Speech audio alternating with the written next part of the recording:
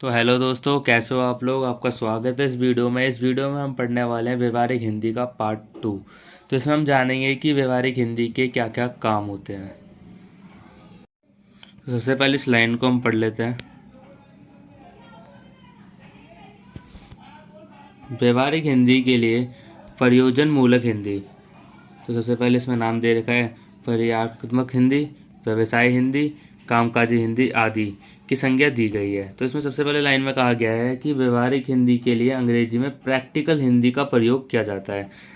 तो ये व्यवहारिक हिंदी जो है ना, उसको अंग्रेजी में हम प्रैक्टिकल हिंदी कहते हैं, किंतु प्रयोजन मूलक जिसे हम यूज़ करते हैं हिंदी को अपने बोलचाल की भाषा में, तो उसे फंक्शनल हिंदी या अप्लाइड हिंदी का प्रयोग का प्रचलन है। तो इंग्लिश में जो प्रयोजन हिंदी है ना, जिसे हम अपनी आम बोलचाल की भाषा में यूज़ करते हैं, उसे फंक्शनल हिंदी या एवं अप्लाइड हिंदी कहते हैं। तो आगे देखते हैं इसमें। व्यवहारिक हिंदी प्रयोजन मूलक हिंदी को एक मान लेना प्रासंगिक होगा। एक और भाषा बोलचाल, संपर्क, सामाजिक व्यवहार के लिए प्रस्तुत की जाती है और दूसरी ओर कामकाज के लिए प्रयुक्त की जाती है। तो सिंपल सी बात है कि जो व्यवहारिक हिंदी है जिसमें और एवं प्रयोजन मूलक हिंदी है, तो इन दोनों को एक मान लेना गलत होगा, क्योंकि एक तरफ है हम बोलचाल के लिए हिंदी को यूज़ करते हैं और समाज में कैसा व्यवहार दिखाना है उसके लिए यूज़ करते हैं, और दूसरी ओर काम के लिए यूज़ करते हैं। कि अब मान लो कि आप अपना दोस्त से बात करते हैं सिंपल, तो कई बार ऐसा होता है ना कि जो वर्ड हमें नहीं बोलने चाहिए वो भी उसको हम बोल देते हैं, क्योंकि ये चल जाता है कि वो हमारा दोस्त है, आम बोलचाल की भाषा है, समाज में तुम्हारे व्यवहार को दर्शाता है। पर तुम काम काज की जब हिंदी बोलोगे ना, उसमें आपके शब्द में जान होनी चाहिए, दूसरे वाले सामने पर्सन के लिए रिस्पेक्ट होनी चाहिए। मान लो आप ऑफिस में गए हो, वहाँ पे तुम उसको नाम से तो नहीं बोलोगे, क्योंकि आपकी पोस्ट बढ़िया है आपसे, और आप वहाँ पे सारे लोग मैनर से बात करते हैं, तो आपको रिस्पेक्ट के साथ उनको सर या मैडम बोलना पड़ेगा। बोलचाल की हिंदी और कामकाज की हिंदी में पर्याप्त अंतर होता है। बोलचाल और भाषा सामाजिक संपर्क की भाषा मौखिक रूप से अपना कार्य करती है। कामकाजी हिंदी प्रयोजन के अनुसार अपना रूप बदलती है। तो सिंपल सी बात है इसमें कि जो बोलचाल की भाषा है उसके लिए हम कैसे भी वर्ड बोल सकते हैं। आपने पढ़ा होगा ना इंग्लिश में फॉर्मल और इनफॉर्मल। तो फॉर्मल हम ऑफिस वगैरह में लैंग्वेज यूज़ करते हैं, इनफॉर्मल अपने दोस्तों से बात करने के लिए करते हैं। तो वही वाला ही इसमें बात है। उसकी अपनी परिभाषा शब्दावली होती है। सामाजिक व्यवहार के लिए भाषा और अनौपचारिक रूप प्रस्तुत होता है तथा कामकाजी हिंदी के लिए औपचारिक स्वरूप प्रस्तुत होता है। आगे चलते हैं इसमें। तो आगे व्यवहारिक और प्रयोजन मूलक हिंदी में डॉक्टर अर्चना श्रीवास्तव लिखती हैं कि हिंदी के व्यवहारिक होने का अर्थ है हिंदी को प्रशासन तथा व्यवसाय कामकाज के प्रयोग की भाषा बनाना। जो डॉक्टर अर्चना श्रीवास्तव हैं वो कहते हैं जो हिंदी है ना, ये हमारी लैंग्वेज, उसको हमारे प्रशासन जो हमारा समाज है और व्यवसाय जैसे हम दिनचर्या अपना जीवन व्यतीत करते हैं, तो उसमें प्रयोग में इन भाषा को हमें लेके आना चाहिए। देन प्रयोजन मूलक या कामकाजी हिंदी एक प्रकार से फंक्शनल लैंग्वेज का पर्याय है। इस भाषा की कामकाजी अभिव्यक्ति शैली शुद्ध, वाच्यार्थ प्रधान, गंभीर और अलंकृत होती है। साफ सीधी बात में कहा जाए तो यह भाषा सीधी, सरल और स्पष्ट एकाधिक होती है, जो कि सबको समझ आनी चाहिए। जो आजकल हम बाहर घूमते हैं, जो अपना दिनचर्या में जो इस लैंग्वेज का प्रयोग करते हैं ना, वो सरल होनी चाहिए ताकि हम सामने वालों को अपनी बात बता सकें। इसमें वैधानिकता, कार्यालय औपचारिकता और भाषिक मानकों का समावेश होता है। प्रयोजन मूलक हिंदी के लेखक माधव सोनटक्के जी ने व्यवहारिक हिंदी के पक्ष में प्रयोजन परक आयामों पर प्रकाश डालते हुए लिखा है कि भाषा के प्रयोजन परक आयाम का संबंध हमारी सामाजिक आवश्यकताओं, जीवन की उस व्यवस्था से होती है जो व्यक्तिपरक होकर भी समाज सापेक्ष होता है। तो ये इनका कहने का मतलब साफ है कि जो हमारे समाज में आवश्यकताएं हैं ना, जो हमें जैसे हमें किसी चीज़ की ज़रूरत है तो हम किसी से मांगते हैं, तो जो लैंग्वेज का यूज़ करते हैं ना, तो वो प्रयोजन मूलक हिंदी है। जैसे हम अपने काम में से प्रयोग में लेके आ रहे हैं, तो इनका मतलब सिर्फ यही है।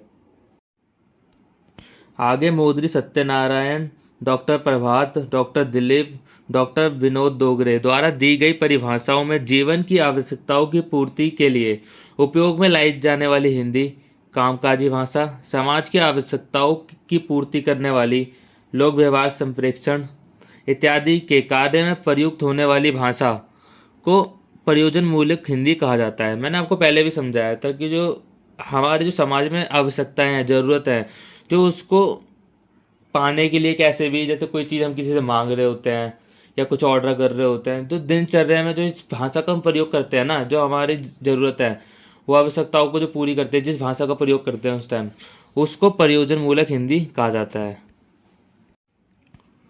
जो भाषा के व्यवहार पक्ष की ओर ध्यान आकर्षण करती है, जिसमें हमें व्यवहारिक हिंदी के विविध प्रयोजनों का संकेत मिलता है।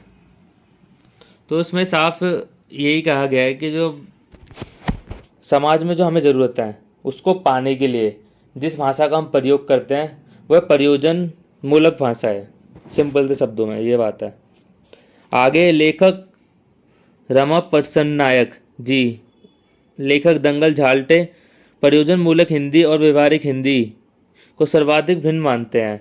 जो ये राम प्रसन्ना जी हैं ना और दंगल झाल्टे, ये बाकी जो मोदरीन सत्यनारायण, डॉक्टर प्रभात, दिलीप, इन सब से ना हिंदी को अलग मानते हैं। प्रयोजन मूलक जो हिंदी है इनका इस पे विचार अलग है, परिभाषा अलग है। तो आइए देखते हैं इसको आगे। तो आइए देखते हैं लेखक झाल्टे इस बारे में क्या कहते हैं। प्रयोजन मूलक हिंदी सिद्धांत और प्रयोग में लेखक दंगल झाल्टे ने प्रयोजन मूलक हिंदी व्यवहारिक हिंदी को सर्वदा भिन्न बताने का प्रयास किया है तथा पक्ष के अनेक तर्क प्रस्तुत किए हैं। व्यवहारिक हिंदी को परिभाषित करते हुए लिखते हैं कि व्यवहारिक हिंदी का संबंध मुख्यतः बोलचाल, जीवन के सामान्य व्यवहार से है।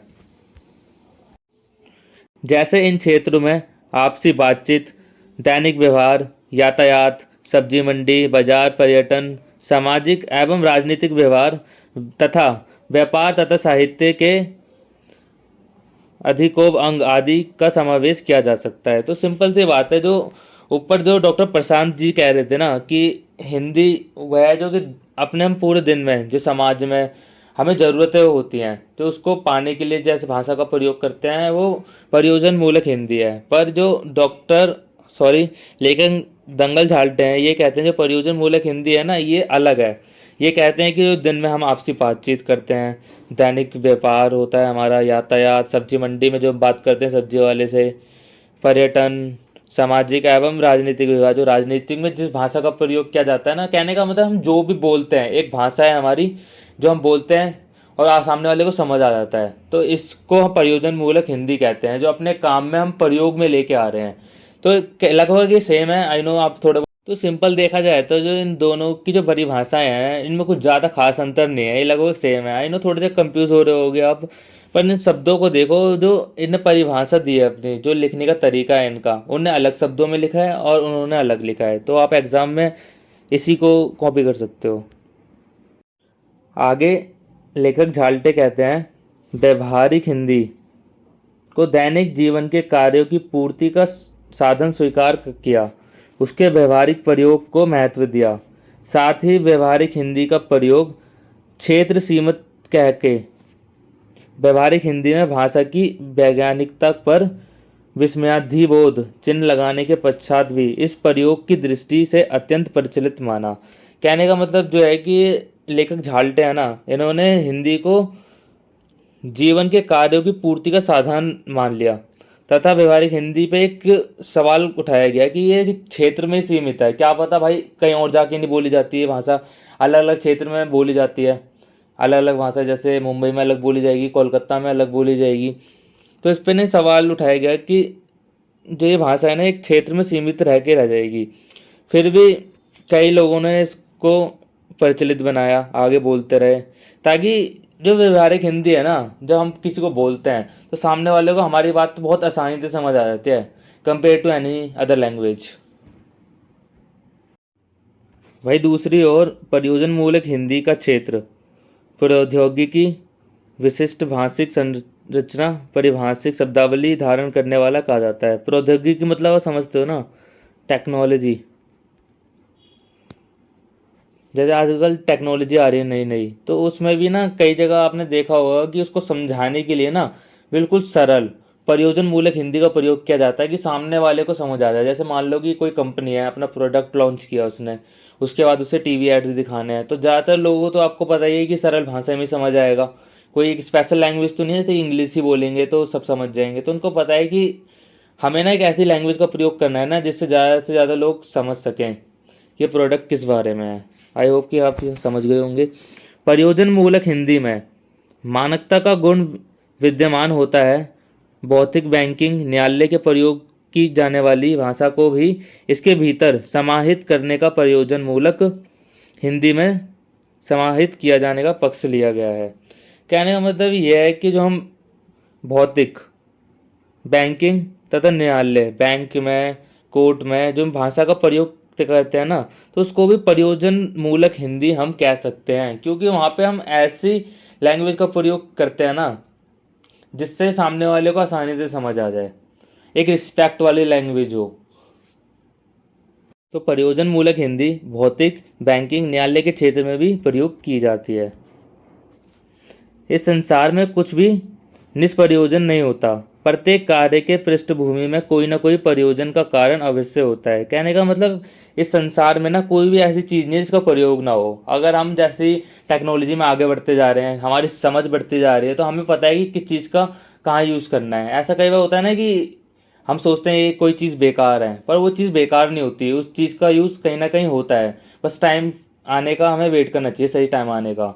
एग्जाम्पल के लिए मैं आपको दे दूँ कि स्क्रू है, वो आपके किसी व्हीकल में फिट नहीं आ रहा, तो कहने का मतलब ये नहीं कि वो बेकार है, वो शायद किसी कार में फिट आ जाए, किसी साइकिल वगैरह में कहीं फिट आ जाए वो। तो सिंपल तो ये मतलब है कि हर चीज़ का कोई ना कोई प्रयोग है।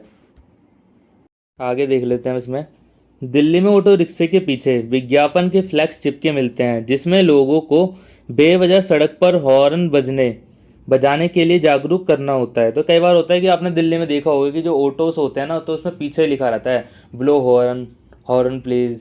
कहने का मतलब कहीं ना कहीं तो ठीक है कि हॉर्न बजाओ जब तो उसके पीछे हो, तो जाके ऑटो वाले को पता लग जाए कि हाँ भाई कोई पीछे है।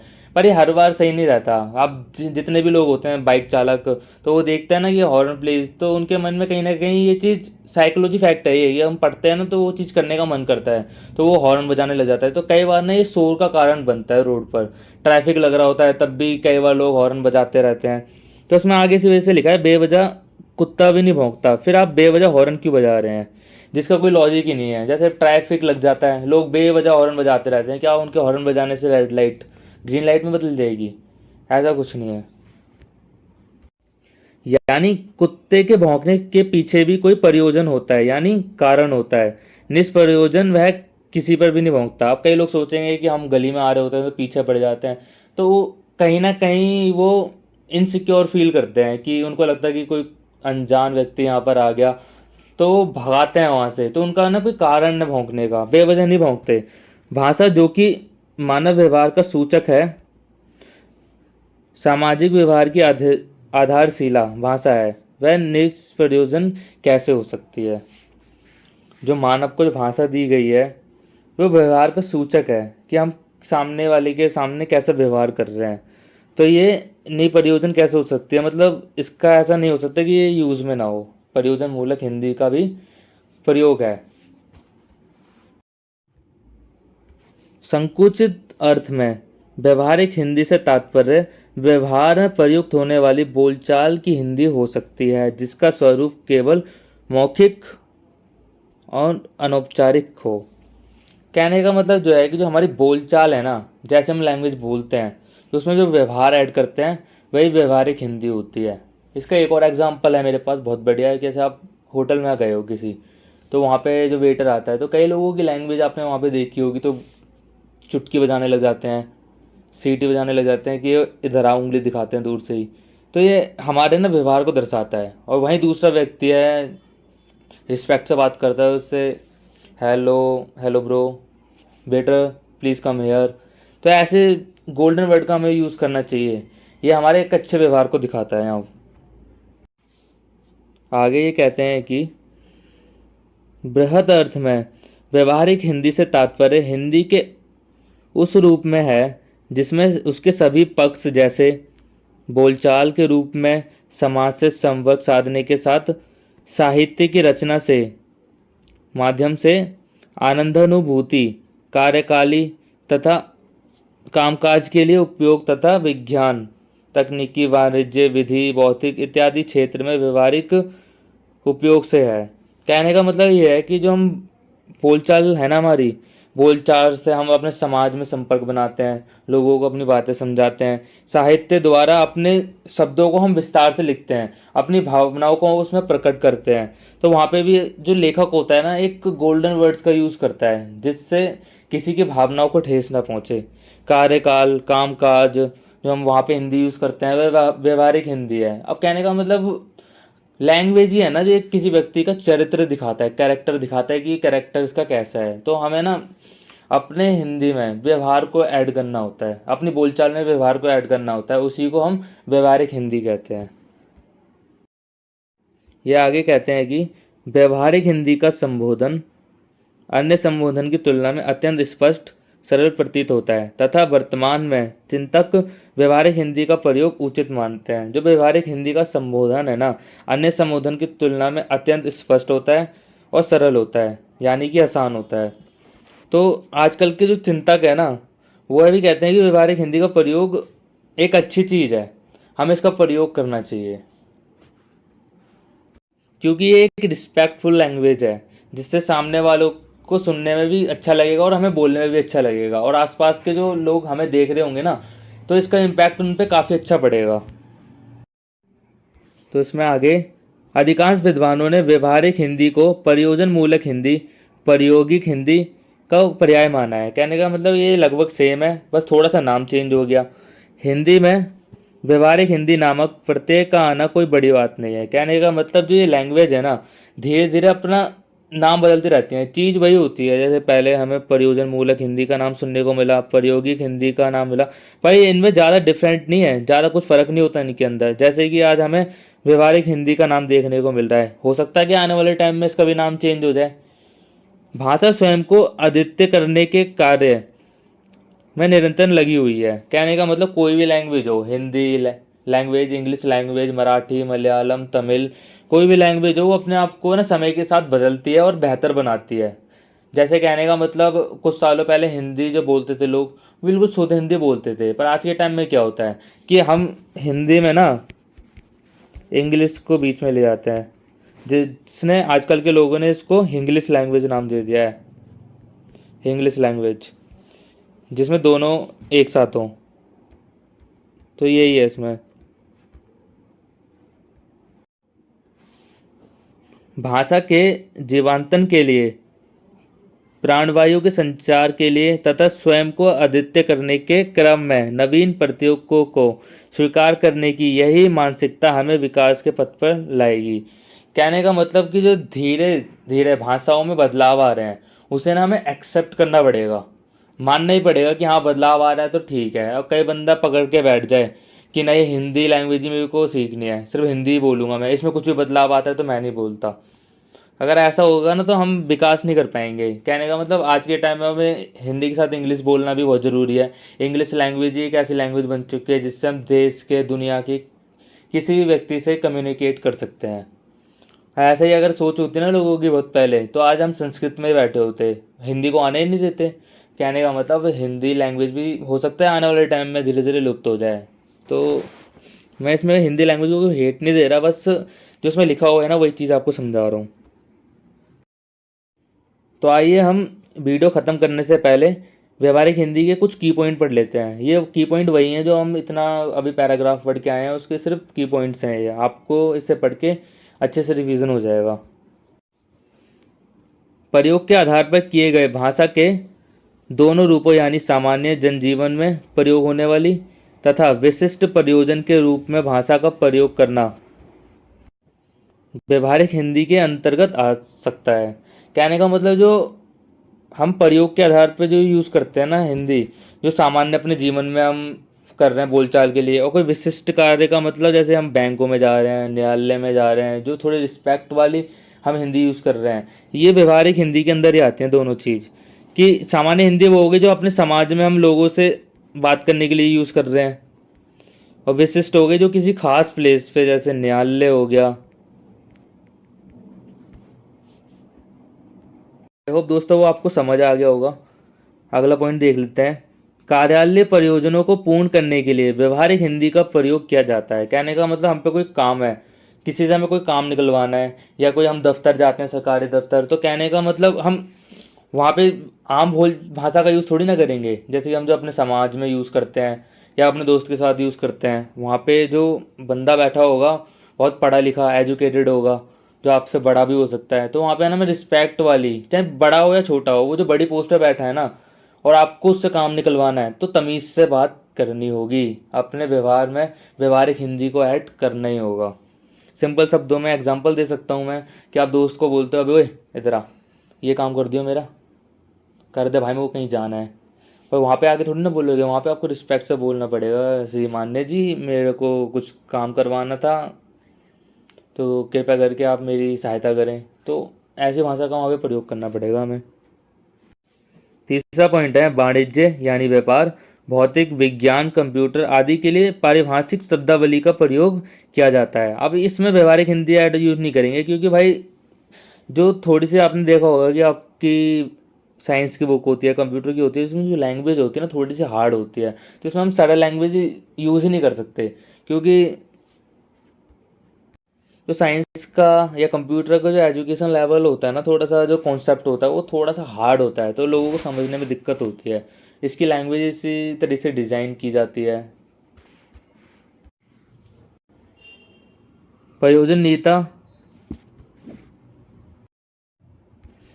प्रयोजन नीता अर्थात विशेष प्रयोजन के लिए विशेष भाषा का प्रयोग किया जाता है। कहने का मतलब जब हम किसी खास स्थान पर होते हैं, जैसे पार्टी वगैरह में गए, वहाँ पे कोई रिलेटिव से मिलते हैं, तो यहाँ पे ना हमें व्यवहारिक हिंदी का यूज़ करना चाहिए, जो विशेष प्रयोजन के लिए यूज़ की जाती है, विशेष भाषा उसे हम कहेंगे। व्यवहारिक हिंदी कार्यालय प्रयोग में शास्त्रीय मानदंडों जैसे रस, छंद, अलंकार, शब्द शक्तियों पूर्णत मुक्त होती है। कहने का मतलब जो लेखक होता है ना, जो रस लिख रहा होता है, छंद अलंकार का प्रयोग करता है, तो इस टाइम में ना जो व्यवहारिक हिंदी है वो मुक्त होती है। वो एक तरह से स्वतंत्र तो होता है लेखक कि वो लिख सकता है इन शब्दों को। हिंदीतर प्रदेशों में व्यवहारिक हिंदी का प्रयोग संपर्क भाषा के रूप में होता है। मानक हिंदी के पूर्वग्रह से मुक्त होती है। कहने का मतलब जो हिंदी प्रदेश है ना, जहाँ पे सिर्फ हिंदी बोली जाती है, तो वहाँ पे जो हिंदी का प्रयोग है हम संपर्क के रूप में यूज़ करते हैं। पर जो हिंदी क्षेत्र नहीं होते, वहाँ हिंदी का प्रयोग संपर्क भाषा के रूप में नहीं किया जा सकता। जैसे कहने का मतलब कोई क्षेत्र है जहाँ पे हिंदी शायद ही किसी को आती है, तो वहाँ पे वो संपर्क भाषा के रूप में कैसे यूज़ कर सकते हैं। तो इसका कहने का मतलब यही है। व्यवहारिक हिंदी प्रत्येक अत्यंत विस्तृत है, इसे संकुचित अर्थ में नहीं देखा जा सकता। बैंकिंग, विधि, मेडिकल, इंजीनियर, तकनीकी इत्यादि में प्रयुक्त प्रयुक्त विशिष्ट शब्दों को उनके मूल रूप में प्रयुक्त करना चाहिए। कहने का मतलब मैंने बताया था कि जो इंजीनियरिंग हो गई, कंप्यूटर हो गया, साइंस हो गई, तो इसमें क्या होता है, स्पेशल मेडिकल की भी यहाँ पे बात कर रहा हूँ, जो लैंग्वेज है ना इसको हमें व्यवहारिक हिंदी के रूप में यूज़ नहीं करना चाहिए, सरल भाषा का नहीं करना चाहिए। कई बार होगा जो मेडिकल स्पेशली आपने देखा होगा कि यहाँ पे ना थोड़ी सी अलग लैंग्वेज का प्रयोग किया जाता है, जो सिर्फ मेडिकल वालों को, डॉक्टरों को ज़्यादा समझ आती है, तो हमें इसमें छेड़छाड़ नहीं करनी चाहिए। नौवां पॉइंट हम देख लेते हैं। व्यवहारिक हिंदी में अर्थ के लिए कृत्रिम, कृत्रिम मतलब आप शायद जानते भी होंगे पर नहीं पता था, मैं बता देता हूँ। इसका मतलब होता है आर्टिफिशियल।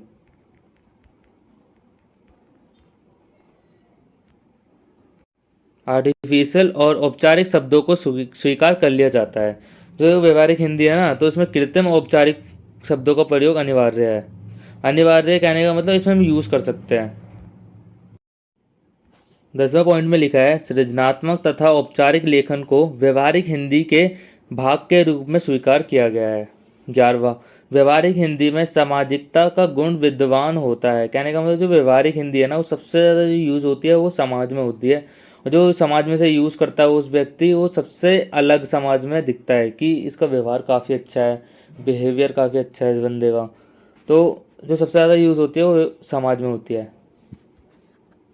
12वां और आखिरी पॉइंट कहता है कि अनुप्रयुक्तता की दृष्टि से हिंदी के व्यवहारिक हिंदी के रूपों में राजभाषा, कार्यालय, वाणिज्यिक, व्यवसाय, वैज्ञानिक तथा प्रौद्योगिकी यानी टेक्नोलॉजी क्षेत्रों में प्रयुक्त हिंदी का समावेश होता है। कहने का मतलब जो ये राजभाषा है ना, वहाँ पे सिर्फ हम प्रयोग होने वाली हिंदी का यूज़ करते हैं। जो अपने कार्य होते हैं वहाँ पे हम यूज़ करते हैं, बस में थोड़ा हम व्यवहारिक हिंदी जोड़ लेते हैं साथ में। वाणिज्य में भी हिंदी का यूज़ होता है। कहने का मतलब बोलते तो हम हिंदी भाषा है, बस इसमें अपन व्यवहार यूज़ करते हैं अपना, जिसे बिहेवियर कहा जाता है। आई होप यहाँ पे समझ गए होंगे। तो इसी के साथ हमारी वीडियो ख़त्म होती है। अगर आपको ये वीडियो पसंद आई तो इसे लाइक करना, चैनल को सब्सक्राइब करना और कमेंट करके बताना कि ये वीडियो कैसी लगी आपको। और हाँ, आप लोगों को ये नोट्स चाहिए तो कृपया करके कमेंट कर दें, मैं आपको सेंड कर दूँगा।